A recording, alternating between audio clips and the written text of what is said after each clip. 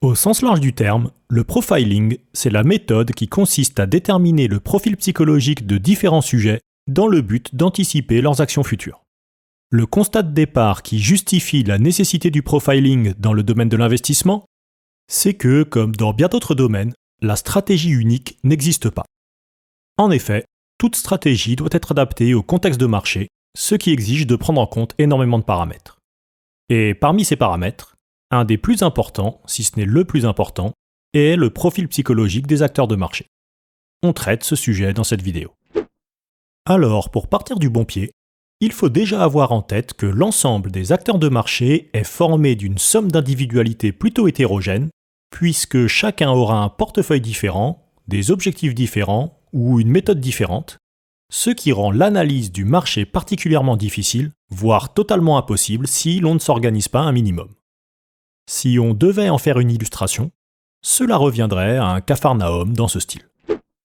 On n'y comprend rien et on ne pourra pas établir un modèle standard de comportement. C'est pourquoi il va être nécessaire de construire des catégories de profils constituées d'investisseurs au comportement similaire, ce qui nous permettra de considérer par la suite chaque catégorie comme une entité unique, dont le comportement sur les marchés sera plus facilement modélisable. Si on fait l'exercice sur notre illustration, on obtient un résultat assez réaliste puisque même si on voit bien que notre catégorisation n'est pas parfaite, elle permet malgré tout de rendre le résultat nettement plus lisible et exploitable.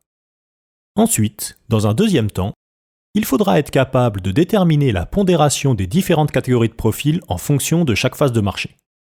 Dit autrement, on cherche à savoir quelle catégorie est la plus représentée. L'intérêt de ce travail, c'est qu'il deviendra alors possible de caractériser dans quelle mesure chaque catégorie influence le comportement de l'ensemble du marché.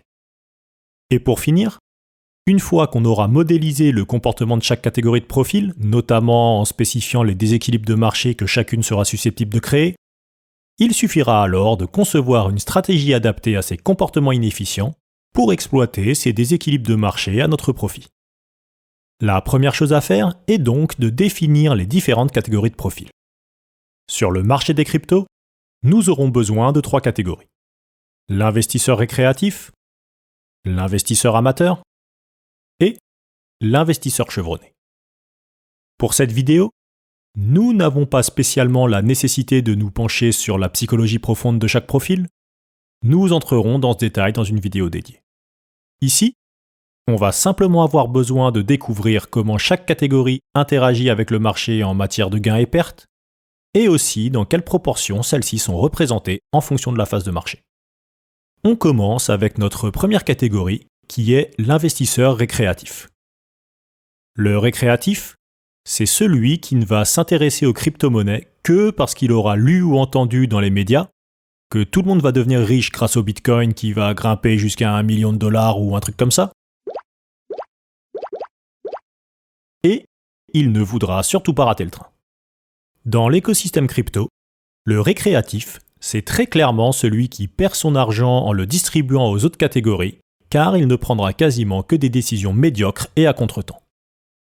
Concernant sa présence relative au cours d'un cycle de marché, le récréatif sera totalement absent des phases initiales, avant d'arriver massivement au fur et à mesure que les médias parleront des cryptos et que la bulle gonflera, puis il disparaîtra totalement une fois la bulle éclatée.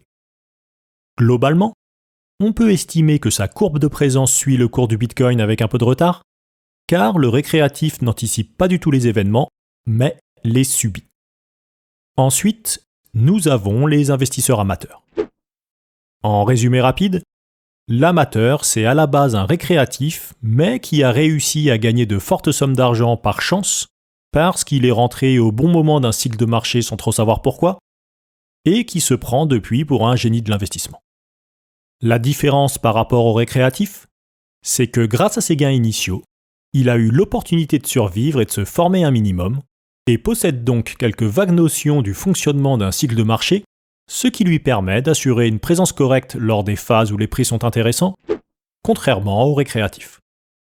En conséquence, l'investisseur amateur sera capable de réaliser de bons bénéfices en période de marché favorable grâce à la présence massive de récréatifs. Cependant, dès que ces derniers auront disparu du marché lors des phases baissières, alors il redistribuera une bonne partie de ses bénéfices à la dernière catégorie, qui sont les investisseurs chevronnés. Alors, l'investisseur chevronné, pas grand-chose à dire dessus. Il maîtrise parfaitement son sujet, et sur les marchés, il ramasse l'argent d'à peu près tout le monde. Grâce à sa compréhension clinique des mécanismes régissant les marchés crypto, il est toujours en anticipation des grands mouvements, ce qui se traduit par une présence très forte en début de cycle lorsque la bulle précédente vient d'éclater.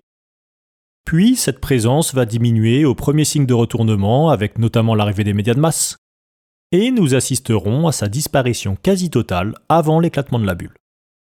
Alors, avec ce qu'on vient de décrire sur ces catégories, on peut en déduire un petit schéma modélisant la circulation de l'argent parmi les trois catégories. Et comme on l'a mentionné, le récréatif distribue l'argent en achetant n'importe quoi à n'importe quel prix. L'amateur en récupère une portion tant bien que mal, dont une partie sera perdue au profit des investisseurs chevronnés, qui eux ramassent à peu près tout. Enfin, concernant la distribution des différentes catégories de profils en fonction des phases de marché, on peut sommairement caractériser que dans les phases de marché calme, la catégorie majoritaire est celle des investisseurs chevronnés, alors que pendant les phases ascendantes de bulle, une écrasante proportion de récréatifs viendra envahir les marchés. Et ce graphique confirme qu'il est très difficile de gagner de l'argent en dehors de la phase de marché qu'on appelle la phase euphorique, car c'est le seul moment où les investisseurs récréatifs sont massivement présents. En conclusion, prendre conscience de ces différentes catégories de profils, c'est ce qui va nous aider à mieux appréhender les mouvements de prix sur les marchés, car on a désormais une meilleure vision de la structure des acteurs de marché. Et pour aller encore plus loin, on va explorer plus profondément les caractéristiques de chaque catégorie dans la prochaine vidéo qui s'affiche à l'écran.